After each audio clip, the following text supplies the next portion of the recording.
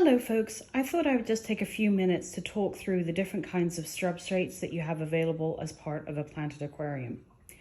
Now the first ones that you may be very familiar with, of course, are gravel and sand.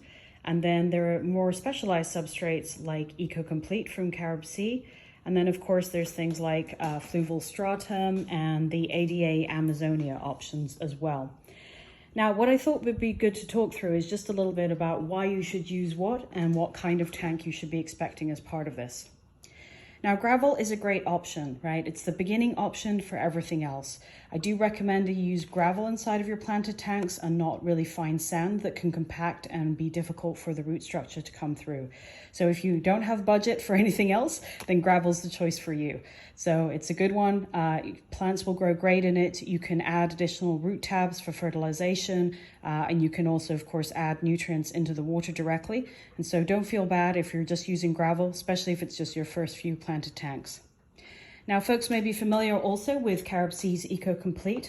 This is an inert substrate, so it means it doesn't move your pH. It's just like gravel, basically. It doesn't change your pH of the water. It's not doing anything there, but it does have some extra sort of areas for both the size of the gravel, essentially, that's being used here, and then it comes on board with kind of, bit of bacteria in there as well. So it's kind of a useful one there.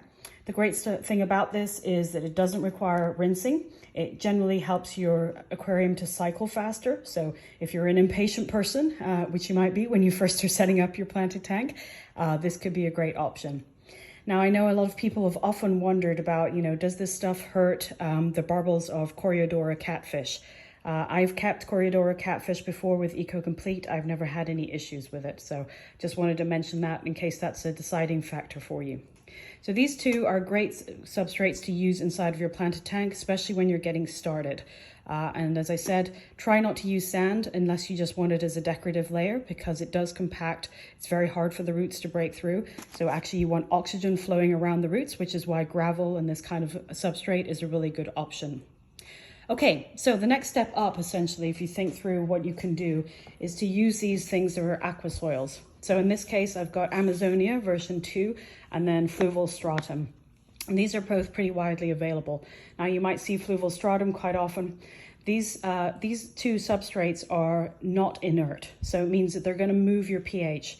And something you really need to be aware of, because they're both volcanic soil. They're very rich in nutrients for your plants, which is awesome, but you need to be very patient with them.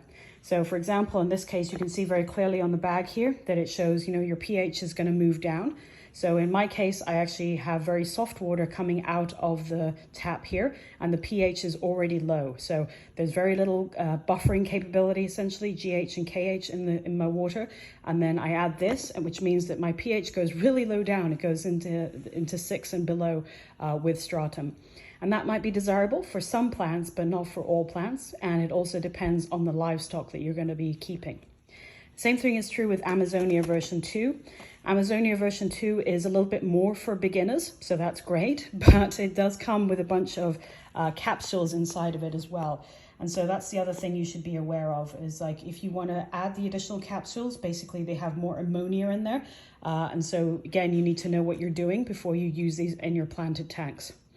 Now, the good news is with this kind of aquasoil, you can grow almost anything. So that's amazing, right? So it's an easy benefit. You don't have to put quite as much nutrients into the things that are heavy root feeders. You should still put root tabs into your substrate, obviously, but this is a great start basically for any kind of plant that you want to have in here.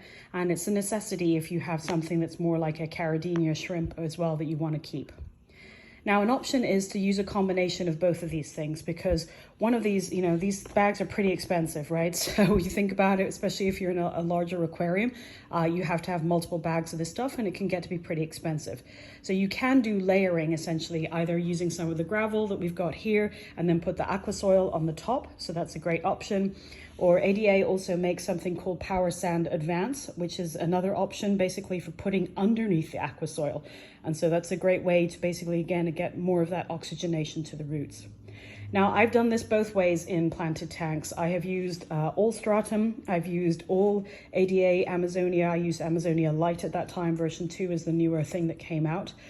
Regular Amazonia has a lot of ammonia in it. So I wouldn't recommend that if you're a beginner. You really need to be very patient, and you need to expect a large amount of ammonia to be coming out of that.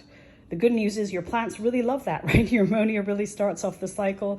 You should not be cycling with fish when you have ammonia, when you have Amazonia in or stratum in for the first time, even if you put, beneficial bacteria or anything else in there, because there will be a lot of ammonia that's released in the first few weeks of having this kind of planted substrate. Again, I recommend this if you can keep any kind of substrate. With this substrate, you can keep any kind of a plant, basically, so that's awesome. But it is something, if you're not patient, and you know who you are, if you're not a patient person, you don't want to wait for things to cycle and maybe give 2 to 3 months of maturity, doing lots of water changes when you first put this stuff in. You probably need to do a water change every day for the first week, and then follow kind of George Farmer's recommendations of basically removing half of the water every other day, etc., in order to make sure that the algae bloom and everything else that results from having so much ammonia in the tank it doesn't really happen for you. So it's a great option. The other thing I wanted to point out is just understanding the kinds of plants that you're going to have inside of your tank. And so I think it's really important to make sense of that, because if you're going to do a low light, low tech kind of tank, and those are great, right? They're beautiful tanks. I've got beautiful tanks where I just have an Anubia, for example, that's growing on driftwood. Maybe you put Java ferns in there, maybe some crypts, very low levels of light and very low tech plants. You really don't need this kind of substrate, right? Put in the gravel, put in other things. You're going to dose mostly in the water column for those kinds of tanks anyway. So if you're going to attach a bunch of plants onto driftwood, don't invest in the heavy substrates unless you think in the future you're going to upgrade your tank and want to keep a lot of stem plants or a lot of plants that might require high lighting or, the red kind of colors, etc. as well. I think it's just important to think through, like, what are the different kinds of plants that you want to keep, and then think through the substrate as part of that. But plants will grow in any of these things. That's the important thing here. So you can't really make a bad choice. You can, of course, put, other decorative stuff on top of this too. So if you don't like the look of gravel or whatever, and you want the look of sand, you can put a cap of sand on top of it. But again, I wouldn't recommend, with planted tanks to use a power sand all the way through, or just a regular sand, pool sand, or any of those kinds of things all the way through the substrate. Anyway, I hope that's been helpful for you. I thought it was good to look through these different options. You can be successful with plants with any kind of substrate, and you really can make a great tank, a very low-tech tank with Anubias and driftwood and Java ferns and crypts, or you can make a really highlight CO2 intensive tank with the types of stem plants that require a lot of pruning and also give you beautiful colors. Thank you so much.